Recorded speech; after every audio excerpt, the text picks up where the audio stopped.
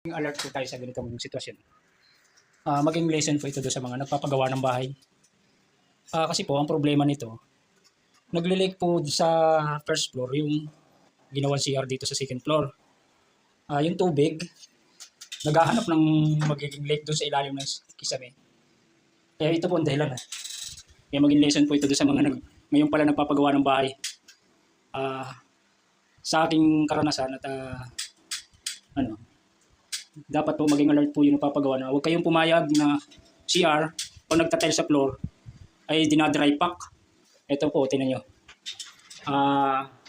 May tubig na nai-stuck dito sa ilalim ng tiles.